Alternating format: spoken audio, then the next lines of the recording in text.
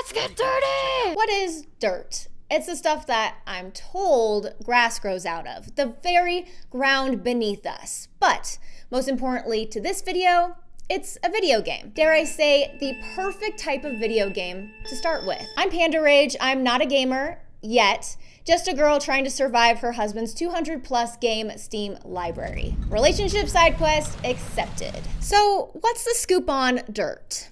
This ain't asphalt, son. This is dirt. Dirt, number 3 in this case, is your classic ASSR MRPRG, an arcade-style Super Rally multiplayer role-playing racing game. And yet another entry into the coveted list of great-ass summer pergs, like Flat Out 2, or Dirt's chunky cousin, Gravel. One fun aspect of these games, and specifically Dirt 3, is that it takes the ambitious angle of abandoning asphalt and alternatively aims to bring high-octane racing off the roads and onto, well, dirt. But not always. The game developer, Codemasters, pulled a trick on us. A little bamboozle, if you will. See, despite the title, this game has not 1, not 2, but 3 terrain textures to tempt your touring tires: snow, asphalt, and our titular dirt. And to experience these delightfully different driving domains, the game features several modes. One is Dirt Tour, that sees your semi-custom nickname character, in my case, Red, since Panda wasn't an option, touring all across the globe, earning reputation, sponsorships, and new vehicles to get dirty. And in my case, dented. Ah! No! Hey, you. Finally awake. Other modes include a now defunct online multiplayer, a time trials option where you race against a new type of racer, the clock, and a mode considered by Halo Studios to be lost technology, split screen mode. That's right, all the way back in 2011, the master coders at Codemasters harnessed the arcane art of allowing 2 people to play the same game at the same time on the same screen. Hopefully in 2026, 15 years later, more game developers can rediscover this truly confounding capability.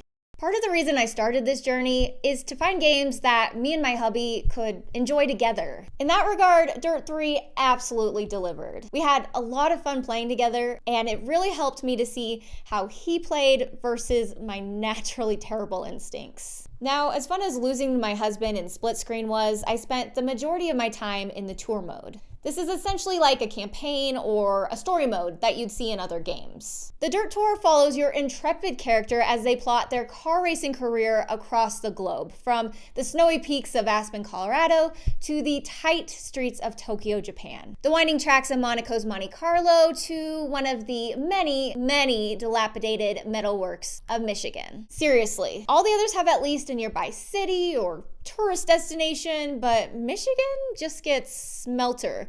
Like a metal smelter or something. Okay, so I actually looked it up. There's a place in the UP, the Upper Peninsula of Michigan, called the Michigan Smelter. Apparently it was a giant copper smelter, and now it's a historic landmark. I can't find any specific information in-game linking the racetrack to the real landmark, but it kind of looks like the place in Dirt 3, so maybe? They both give off this very moody, haunted vibe. It's sort of spooky. Any historical smelting aficionados, if that's even a thing, or Michiganders, which I know are a thing, are watching, please feel free to let me know in the comments if you know what smelter this game may be referring to.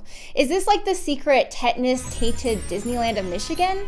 Let me know. Side note, there's a few other single player modes that I didn't mention. One is Gymkhana. It's like a drifting obstacle course where you earn points by busting through things like giant dominoes and sliding around in special zones.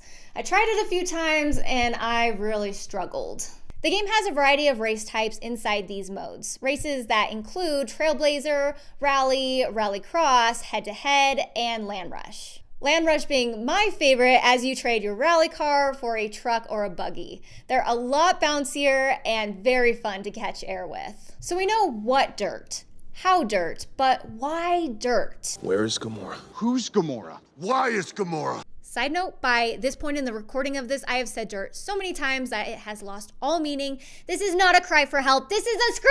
When faced with the daunting list of video games to choose from on Steam, I had a sudden realization, an epiphany if you will.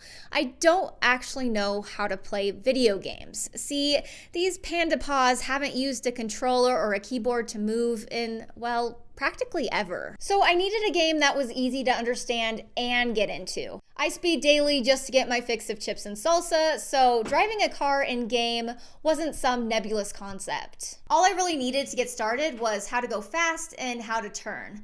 Advanced techniques like slowing down or not crashing could be learned along the way.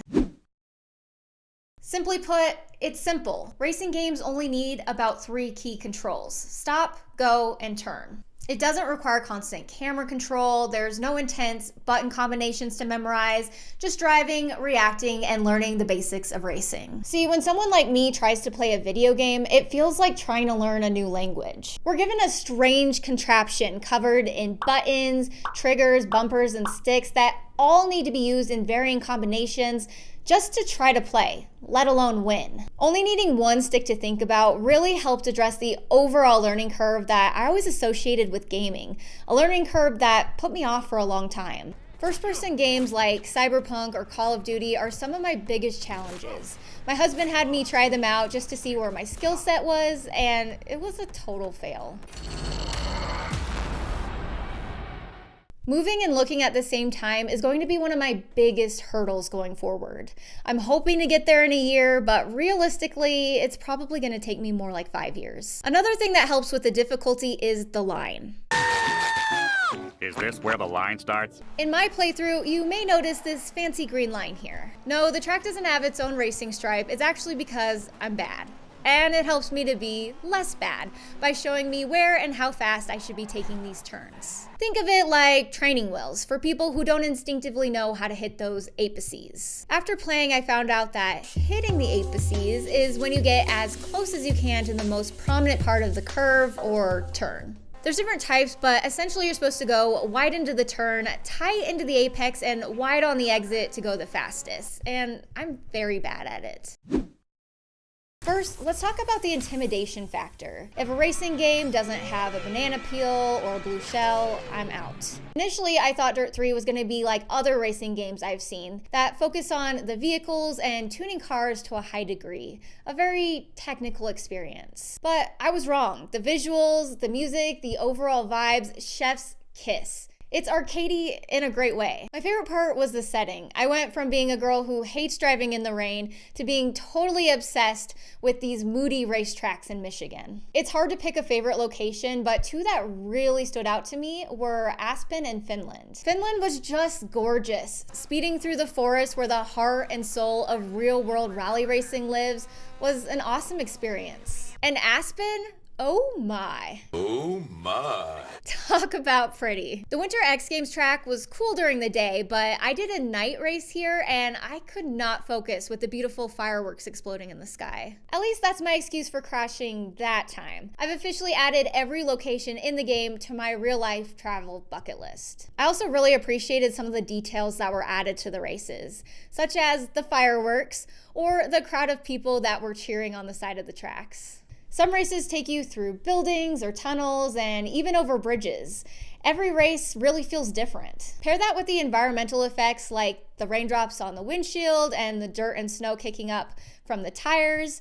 It all just adds so much to the vibe. It really made everything feel more intense and exciting. And of course, we have to talk about the soundtrack. I wish I could blast it right now, but the copyright bots are always watching. So you'll have to play the game for yourself or watch my live stream replay if you want to hear the music mixed with the sound of me being a complete train wreck, car wreck, whatever. The music is a mix of rock and electronic music, with each song fitting the fast and often furious feeling of racing. And even the menus are cool. Many games have boring lists or a convoluted menu designed to sell the latest microtransaction. But this game has this bold, triangle-heavy, dynamic layout that actually makes navigating fun, at least interesting. The menu includes a bunch of triangle prism thingies like D4 dice from D&D, with a main triangle that unfurls to show you your next race options. Selecting modes and cars has the camera moving around a 3D space and just makes the whole process